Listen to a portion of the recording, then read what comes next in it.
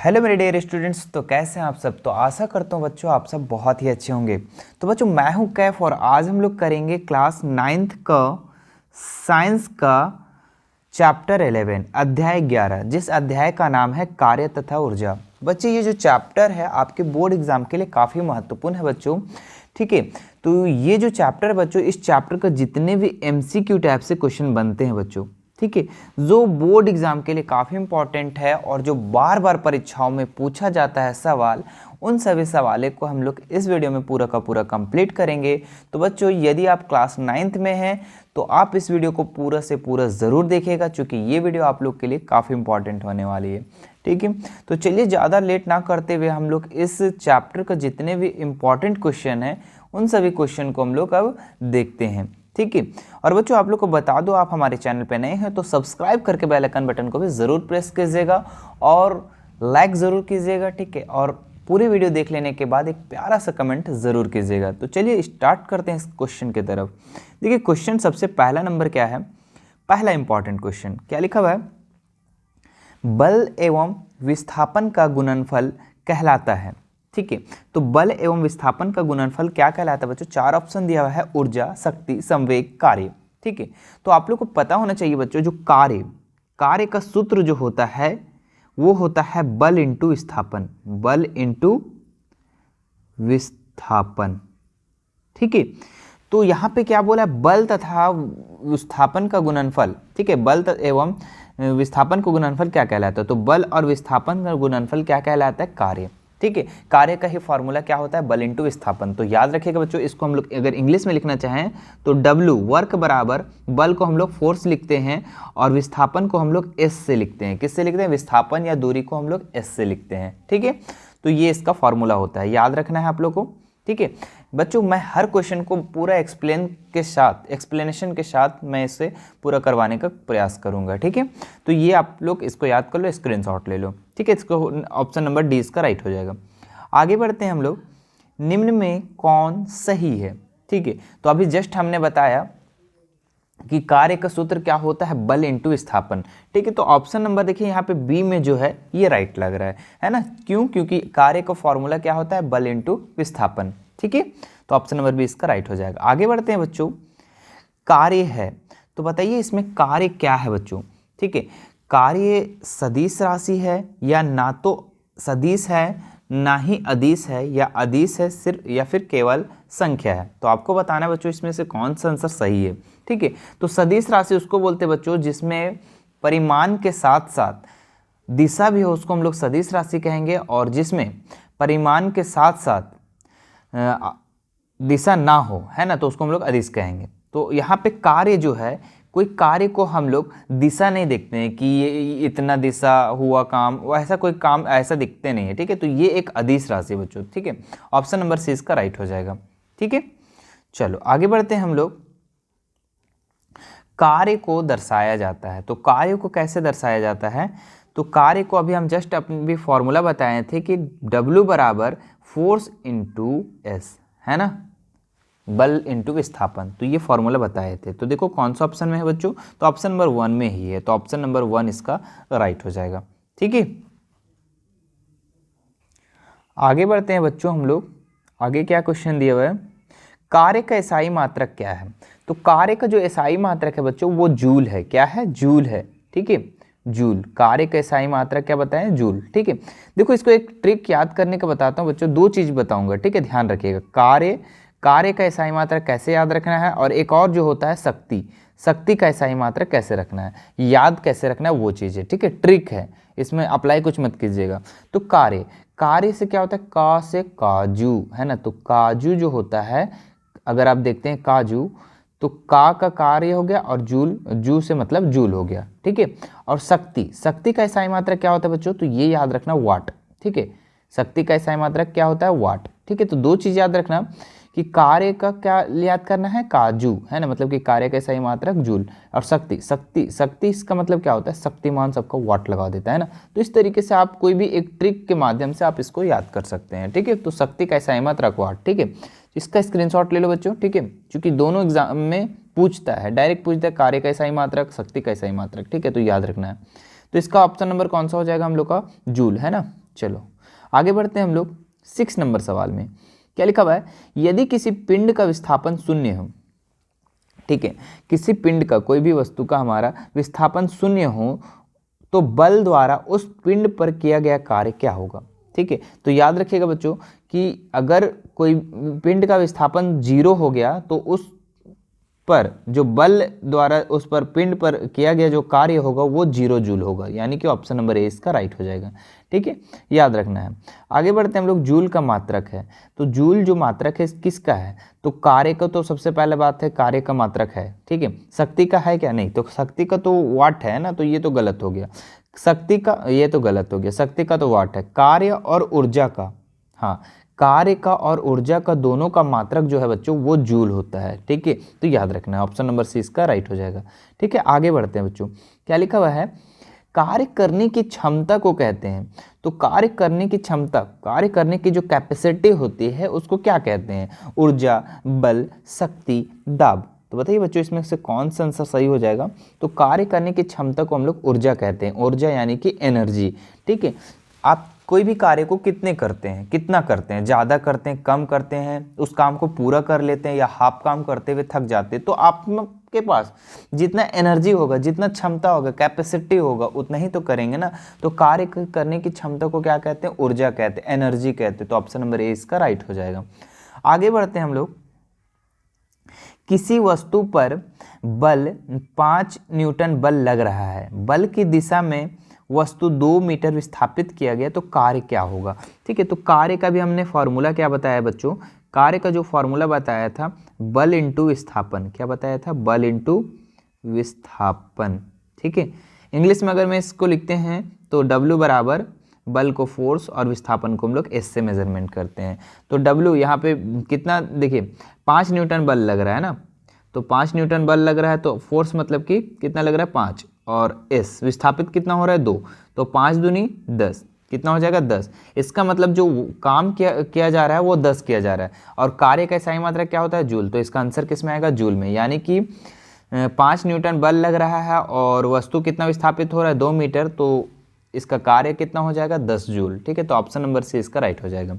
ठीक है, फॉर्मूला पे डायरेक्ट बैठाना और आंसर करना है, कोई हार्ड वाली काम नहीं है। ठीक है, आगे बढ़ते हैं हम लोग, ऊर्जा है, ऊर्जा क्या है बच्चों, ठीक है, कार्य करने की क्षमता, कार्य करने की दर, कार्य में परिवर्तन या इनमें से कोई नहीं।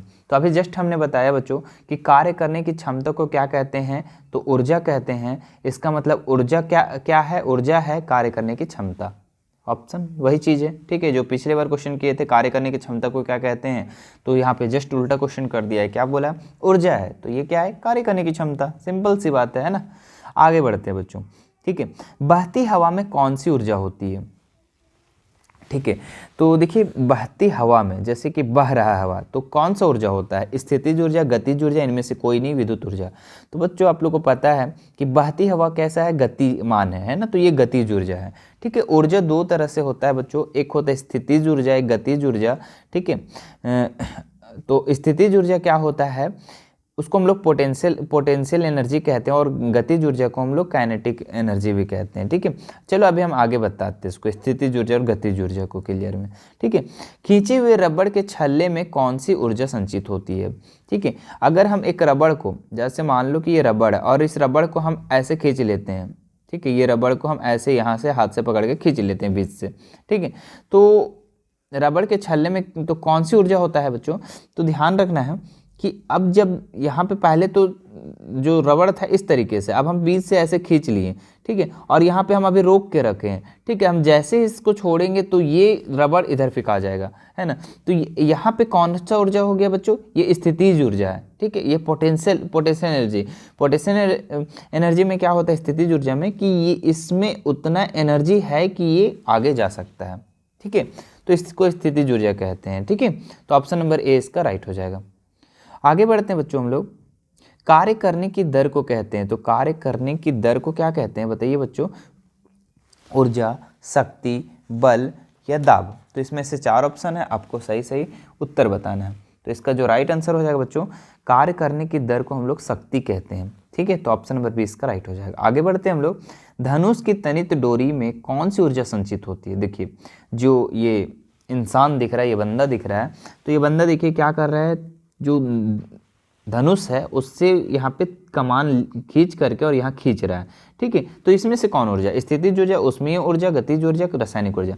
तो ये है बच्चों स्थितिज ऊर्जा। क्यों? क्योंकि ये अभी छोड़ा नहीं है, ये स्थित है, ठीक है। और ये जैसे छोड़ेगा तो ये किस अवस्था में चला जाएगा, गति अवस्था में, तो वो हमारा गतिज ऊर्जा हो जाएगा। लेकिन अभी तक ये छोड़ा नहीं है, ये तनित डोरी मतलब ताना हुआ है डोरी को, तो ये अभी स्थितिज ऊर्जा है। जब छोड़ देगा तो चल जाएगा गतिज ऊर्जा में, ठीक है। तो ऑप्शन नंबर ए इसका राइट हो जाएगा। ये अभी तनित डोरी कैसा होगा, स्थितिज ऊर्जा, तो ऑप्शन नंबर ए इसका राइट हो जाएगा।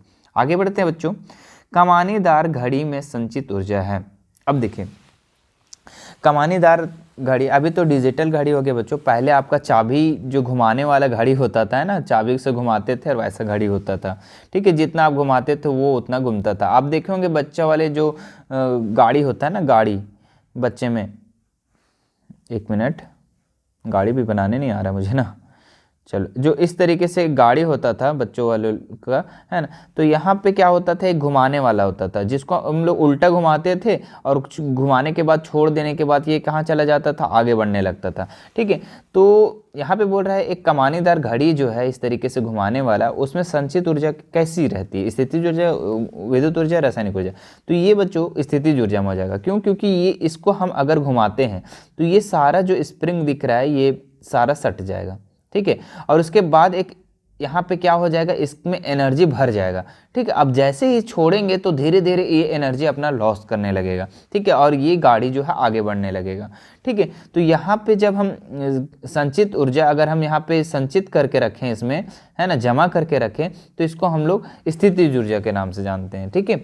जब ये चलने लगेगा तब गतिज ऊर्जा, अभी जब इसको हम लोग घुमा करके और टाइट कर देते हैं तो ये स्थितिज ऊर्जा आता है। तो ऑप्शन नंबर ए इसका राइट हो जाएगा, ठीक है। आगे बढ़ते हैं हम लोग, छत पर दौड़ते हुए बालक, ठीक है, स्थितिज ऊर्जा, गतिज ऊर्जा, या दोनों या इनमें से कोई नहीं, ठीक है। तो ये बच्चों इसका ऑप्शन नंबर दोनों हो जाएगा, ठीक है, सी, दोनों, स्थितिज ऊर्जा भी और गतिज ऊर्जा। सबसे पहले ये तो दौड़ रहा है तो ये गतिज ऊर्जा में है, सिंपल सी बात है। स्थितिज ऊर्जा इसलिए कि ये पहला स्टेप अगर दौड़ा, ये पहला स्टेप दौड़ा तो इसमें इतना एनर्जी है कि ये दूसरा स्टेप भी दौड़ने का हिम्मत रखता है, ठीक है। और जब यहाँ आता है तो ये फिर तीसरा भी जो पैर आगे फैलाने का ताकत रखता है। तो यहाँ पे क्या चल रहा है कि जब पहला पैर फैलाएगा तो वो एक ऊर्जा हुआ, ठीक है, लेकिन फिर दूसरा फैलाने की ताकत रखता है तो ये स्थितिज ऊर्जा भी और गतिज ऊर्जा दोनों हो जाएगा। तो ऑप्शन नंबर सी इसका राइट हो जाएगा। आगे बढ़ते हैं हम लोग बच्चों, चलती गाड़ी में बैठे आदमी की ऊर्जा कैसी होती है। तो चलती हुई जो गाड़ी होती है बच्चों उसमें होता है स्थितिज ऊर्जा। कौन सा ऊर्जा? स्थितिज ऊर्जा। तो ऑप्शन नंबर 20 का राइट हो जाएगा। आगे बढ़ते हैं, शक्ति का मात्रक क्या है। तो हमने बताया था शक्तिमान क्या करता है बच्चों, सबका वाट लगा देता है ना। तो याद करने का ट्रिक है, ज़रूरी नहीं है कि उस तरीके से आप इसको उसी तरीके से सोचेंगे, है ना। तो ऑप्शन नंबर का डी राइट हो जाएगा, ठीक है। शक्ति का इकाई मात्रक वाट। जल्दी से आपको कमेंट करके बताना है, अभी का भी आप देख रहे हैं यहीं पे बताना है आपको फटाक से कि कार्य का इकाई मात्रक क्या है। हमने पहले दोनों को बता चुका है, ठीक है। चलो आगे बढ़ते हैं हम लोग, वाट किस राशि का मात्रक है। तो वाट किसका है? शक्ति का। तो ऑप्शन नंबर सी इसका राइट हो जाएगा। आगे बढ़ते हैं हम लोग बच्चों, किसी वस्तु का वेग दुगुना कर दिया जाए तो इसकी गतिज ऊर्जा कितनी हो जाएगी, ठीक है। तो सबसे पहले बच्चों आप लोग को गतिज ऊर्जा का एक फॉर्मूला पता होना चाहिए, ठीक है। तो गतिज ऊर्जा का हम एक फॉर्मूला लिखते हैं सबसे पहले, गतिज ऊर्जा। और गतिज ऊर्जा का जो फॉर्मूला होता है बच्चों वो होता है 1/2 mv², ठीक है। अब यहाँ पे ये गतिज ऊर्जा का फॉर्मूला हुआ, ठीक है। अब बोल रहा है वेग को दुगुना कर दिया जाए, यानी कि v को दुगुना कर दिया जाए, ठीक है। तो हम दुगुना कर देते हैं इसको 1/2 m, और ये अभी वेग कितना है? 1 है ना, यहाँ पे 1 है छुपा हुआ। तो अब इसको हम दुगुना कर देते हैं तो 2 भी हो जाएगा, और 2 भी का क्या हो जाएगा? स्क्वायर हो जाएगा बच्चों, ठीक है। तो यहाँ पे लिख देंगे 1/2 m, 2 भी का स्क्वायर करेंगे तो कितना हो जाएगा? 2 दूनी 4 v², कितना हो जाएगा? 4 v², ठीक है। अब ये 4 को हम क्या करते हैं ना बच्चों, थोड़ा सा कॉमन ले लेते हैं। क्या कर लेते हैं? कॉमन ले लेते हैं, ठीक है। तो कॉमन अगर लेते हैं इसको हम लोग तो कितना हो जाएगा? 4 को कॉमन ले लो तो क्या बचा यहाँ पे? 1/2 mv², ठीक है। तो यहाँ पे आप देखो बच्चों कि अगर वेग में दुगुना कर दिए हैं, ठीक है, तो वेग में हम लोग का जो पहले गतिज ऊर्जा कितना था? 1/2 mv²। तो ये 1/mv², देखिए ब्रैकेट में दिख रहा है। और बोल रहा है वेग में दुगुना कर दिए। देखिए वेग में जब दुगुना किए तो देखने से आपको पता चल रहा है कि गतिज ऊर्जा जो है ये 4 गुना हो गया। कितना हो गया? 4 गुना। देखो गतिज ऊर्जा हमारा 1/2 mv² था, तो ये किसका हो गया? 4 गुना हो गया। तो वहाँ पे चौगुनी, ऑप्शन नंबर सी इसका राइट हो जाएगा। ठीक है, चूंकि 2 को स्क्वायर करें 4 आ गया और 4 को हम कॉमन ले लिए, इसका मतलब कि गतिज ऊर्जा पहले कितना था? 1/2 mv² और 1/2 mv², और इसमें गुना कितना हो गया बच्चों? 4 गुना, तो चौगुनी हो जाती है। ठीक है, याद रखना है। आगे बढ़ते हैं हम लोग इसी तरीके से नेक्स्ट सवाल में। किसी वस्तु का वेग को 3 गुना कर दिया जाए तो उसकी गतिज ऊर्जा कितनी होगी? तो सेम इसी तरीके से बनाना है। गतिज ऊर्जा को हम लोग k से डिनोट करते हैं, तो k लिख दो। इसका फॉर्मूला क्या होता है? 1/2 mv²। हमको क्या बोला है कि वेग को तिगुना कर दो, तो तिगुना कर देते हैं हम लोग। 1/2 m और भी को तिगुना करना है ना, तो 3v² कर दो, 3v का होल स्क्वायर, भी को 3 गुना कर दिए। अब क्या हो गया? 1/2 m और 3v² करेंगे तो 3 तिया 9v²। ठीक है, अब 9 को कॉमन ले लो बच्चों यहाँ पे, तो 9 को कॉमन ले लो तो यहाँ पे क्या बचेगा? 1/2 mv²। पहले का mv² था हमारा, पहले का गतिज ऊर्जा कितना था? 1/2 mv²। ठीक है, अब देखिए यहाँ पे 1/2 mv² तो गतिज ऊर्जा का तो फॉर्मूला है ही, तो ये कितना गुना नजर आ रहा है आपको? 9 गुना। ठीक है, तो ऑप्शन नंबर इसमें कौन सा नजर आ रहा है? डी। ठीक है, तो ये राइट हो जाएगा। चलो स्क्रीनशॉट ले सकते हैं आप इसका बच्चों। आगे देखते हैं हम लोग। किसी वस्तु का द्रव्यमान दुगुना कर दिया जाए तो इसकी गतिज ऊर्जा कितनी हो जाएगी? सेम इसी तरीके से बस सवाल है, बस वहाँ पे हम लोग वेग को दुगुना कर रहे थे, तिगुना कर रहे थे, और यहाँ पे आपका द्रव्यमान को करना है। तो सबसे पहले फॉर्मूला लिख लो, k का बराबर कितना होता है बच्चों? 1/2 mv², है ना। गतिज ऊर्जा का ये फॉर्मूला होता है, याद रखना है। डायरेक्ट आता है एग्जाम में कि गतिज ऊर्जा का फॉर्मूला क्या होता है, तो 1/2 mv²। अब क्या बोल रहा है यहाँ पे? 1/2, यहाँ पे m को, द्रव्यमान को दुगुना करने बोल रहा है, तो द्रव्यमान को दुगुना कर देंगे तो कितना हो जाएगा? 2m, और यहाँ पे v²। अब क्या करते हैं हम यहाँ पे? 2 को हम कॉमन ले लेते हैं, तो 2 को कॉमन ले लो, तो अंदर क्या बचा? 1/2 mv²। पहले का गतिज ऊर्जा कितना था बच्चों? तो 1/2 mv², और अब कितना हो गया? 1/2 mv² तो है ही, लेकिन क्या हो गया? दुगुना हो गया। तो द्रव्यमान में अगर दुगुना करते हैं तो गतिज ऊर्जा में भी कितनी गुना हो जाएगा? तो 2 गुना। तो ऑप्शन नंबर इसका ए राइट हो जाएगा। ठीक है, इसी तरीके से सवाल करना है बच्चों आप लोग को। ठीक है, अगर द्रव्यमान बोलेगा तो द्रव्यमान में हम 2 गुना तिगुना करेंगे, और वेग बोलेगा तो 2 वेग में कर देंगे। ठीक है, चलो आगे देखते हैं हम लोग। 1 किलोवाट घंटा बराबर है। ठीक है, तो यहाँ पे आपको बताना है बच्चों 36 गुना 10⁻6 जूल, 3.6 गुना 10⁻6 जूल, 0.36 गुना 10⁻6 जूल, 360 इंटू 10⁻6 जूल। तो बच्चों इसका राइट आंसर जो हो जाएगा 3.6 10⁻6 जूल। याद रखना है बच्चों, ठीक है, कि 1 किलोवाट घंटा बराबर कितना होता है। डायरेक्ट क्वेश्चन आता है इस तरीके से, और बहुत लोग इसमें कंफ्यूज कर जाते हैं। क्यों? क्योंकि सब एक ही जैसा देखने में लगता है ना। चलो तो आगे बढ़ते हैं हम लोग। ऊर्जा का SI मात्रक क्या है? तो ऊर्जा का और कार्य का दोनों का तो एक ही साथ बता दिए थे। ऊर्जा का SI मात्रक क्या हो जाएगा बच्चों? बताओ जल्दी से। तो ऊर्जा का SI मात्रक क्या हो जाएगा? जूल हो जाएगा। क्या हो जाएगा? जूल। तो ऑप्शन नंबर यहाँ पे 1A राइट हो जाएगा। आगे बढ़ते हैं हम लोग नेक्स्ट सवाल में। ऊर्जा का SI मात्रक जूल है, यह समतुल्य है। तो बताना है बच्चों 10⁻5 अर्ग, 10⁻6, 10⁻7, 10⁻−7 अर्ग। ठीक है, तो बच्चों इसका जो राइट आंसर हो जाएगा 10⁻7 अर्ग। ठीक है, ऑप्शन नंबर सी इसका राइट हो जाएगा। ऊर्जा का SI मात्रक जूल है और यह समतुल्य कितना है? 10⁻6-7 अर्ग। ठीक है, आगे देखते हैं हम लोग नेक्स्ट सवाल में बच्चों। देखिए क्या लिख रहा है। किसी वस्तु पर 7 न्यूटन का बल लग रहा है। ठीक है, किसी वस्तु पर 7 न्यूटन का बल लग रहा है। बल की दिशा में वस्तु 8 मीटर विस्थापित होती है, तो किया गया कार्य कितना होगा? तो कार्य का फॉर्मूला हमने बताया था बच्चों। क्या होता है कार्य का फॉर्मूला? बल इंटू विस्थापन। बल इंटू विस्थापन। ठीक है, तो बल कितना है बच्चों 7 न्यूटन लग रहा है और विस्थापन कितना हो रहा है 8 मीटर हो रहा है। तो 7 8 कितना हो जाएगा 56, यानी 56 जूल काम होगा। ठीक है, क्योंकि कार्य को हम लोग किस में मेजरमेंट करते हैं, तो जूल में करते हैं। तो ऑप्शन नंबर डी इसका राइट हो जाएगा। ठीक है, इसी तरीके से सवाल आता है बच्चों, कोई हार्ड क्वेश्चन आता नहीं है। ठीक है, इस तरीके से आप अगर अच्छे से समझ लेते हैं पूरा एक्सप्लेनेशन के साथ, तो आप लोग को कोई तकलीफ नहीं होगी, है ना। तो बच्चों आप लोग को वीडियो अगर अच्छा लग रहा होगा तो लाइक ज़रूर कर दीजिएगा। ठीक है, और ज़्यादा से ज़्यादा शेयर कीजिए थोड़ा। चलिए आगे बढ़ते हैं हम लोग। गतिज ऊर्जा का व्यंजक है, तो गतिज ऊर्जा का क्या व्यंजक है बच्चों, इसमें बताना है आपको। तो गतिज ऊर्जा, तो गतिज ऊर्जा का व्यंजक कहने का मतलब क्या हुआ, गतिज ऊर्जा का फॉर्मूला क्या है। अभी 2-3 से क्वेश्चन हम सॉल्व करवाएंगे जिसमें गतिज ऊर्जा का फॉर्मूला आपको बताएं। क्या बताए थे, गतिज ऊर्जा, जिसमें हम बताए थे 1/2, क्या बताए थे 1/2 mv²। तो देखिए कौन सा ऑप्शन में है, तो वो ऑप्शन नंबर बी में है इसका आंसर। चलिए आगे बढ़ते हैं अब हम लोग। क्या लिखा हुआ है, 15 kg द्रव्यमान की एक वस्तु 4 मीटर पर सेकेंड के एक समान वेग से गतिशील है, तो वस्तु की गतिज ऊर्जा कितनी होगी। ठीक है, तो इसमें आपको गतिज ऊर्जा निकालना है बच्चों। तो गतिज ऊर्जा को हम लोग k से डिनोट करते हैं और इसका फॉर्मूला क्या होता है 1/2 mv²। तो अब 1/2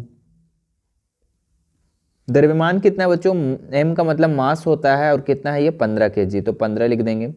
और भी वेग कितना चल रहा है, देखिए 4 मीटर पर सेकेंड, तो 4 का क्या कर देंगे बच्चों, यहाँ पे स्क्वायर कर देंगे। ठीक है, अब 1/2 कर देंगे, यहाँ पे इंटू में कर देंगे 15 और 4 चौके कितना हो जाएगा 16। अब काट दो ये 2 को 16 से, तो 8 हो जाएगा। तो 8 को 15 से गुना करेंगे बच्चों, तो कितना हो जाएगा 15 अठे 120, है ना 120। तो 120 जूल इसका राइट आंसर हो जाएगा बच्चों। ठीक है, देखो कितने आसान सवाल आता है, बस फॉर्मूला याद रखना और बनाना है फटाक से। ठीक है, आगे देखते हैं हम लोग। 10 kg द्रव्यमान की एक वस्तु को धरती से 6 मीटर की ऊंचाई तक उठाया गया, तो वस्तु की स्थितिज ऊर्जा कितनी होगी। तो बच्चों इसके लिए भी एक फॉर्मूला होता है स्थितिज ऊर्जा का, उसको याद रखना है आप लोग को। ठीक है, अभी मैंने लिख दे रहा हूँ यहाँ पे, तो इसको याद रखिएगा। क्या होता है स्थितिज ऊर्जा, और स्थितिज ऊर्जा का जो फॉर्मूला क्या होता है आपका, होता है mgh। ठीक है, mgh, जिसमें से m का मतलब मास और g का मतलब गुरुत्वाकर्षण, ठीक है ग्रेविटेशन, और h का मतलब हाइट। ठीक है, तो इसका पूछ रहा है हमको। तो सबसे पहले m कितना दिया हुआ है, द्रव्यमान कितना दिया हुआ बच्चों, तो वो 10 दिया हुआ है। और g जो दिया हुआ है बच्चों वो होता है 9.6। ठीक है, 9.6, अच्छा 8 होता है, 8 6 ने लिख दिया 9.8। ठीक है, और h का मान दिया हुआ आपका 6। ठीक है, अब देखो कैलकुलेशन करके, तो 9.8 को अगर हम 6 से गुना करते हैं और 10 से गुना करते हैं, तो सबसे पहले इसको करते हैं, अच्छा 10 को 8 से गुना करते हैं सबसे पहले, तो कितना हो जाएगा 98 हो जाएगा। और उसके बाद 6 से गुना कर दो तो कितना हो जाएगा 6 × 48 के 8 हाथ बचे 4, 6 × 9 = 54 और 4 = 58, 6 × 9 = 54 और 8 4 = 58। ठीक है, तो इतना हो जाएगा 588 जूल। ठीक है, तो याद रखना है, फिर से एक बार बताता हूँ बच्चों। स्थितिज ऊर्जा mgh, जिसमें मास आपका दिया हुआ है 10 और g का मान जो होता है 9.8 याद रखना है, और h का दिया हुआ है यहाँ पे 6। ठीक है, अब यहाँ पे हम गुना कर देंगे तीनों को, तो आपके पास आंसर प्राप्त हो जाएगा। ठीक है, तो याद रखना स्थितिज ऊर्जा का ये फॉर्मूला होता है mgh। आगे बढ़ते हैं बच्चों हम लोग नेक्स्ट सवाल में। क्या लिखा हुआ है, 50 kg की वस्तु को 10 मीटर उठाने में किया गया कार्य क्या है। ठीक है, तो यहाँ पे आपका कार्य पूछ रहा है, तो इसमें भी आपको एक तरीके से देखें तो स्थितिज ऊर्जा का ही मान आपको यहाँ पे पुट करना है। ठीक है, तो स्थितिज ऊर्जा का फॉर्मूला क्या बताएं हम कि mgh, क्या बताएं हम mgh। तो mgh, तो m का मान कितना है बच्चों यहाँ पे 50, और g का ग्रेविटेशन का हमारा होता है 9.8, और h यहाँ पे ऊंचाई कितना दिया हुआ है 10 मीटर। ठीक है, तो फटाक से इसको काम करेंगे हम लोग, तो सबको गुना करेंगे।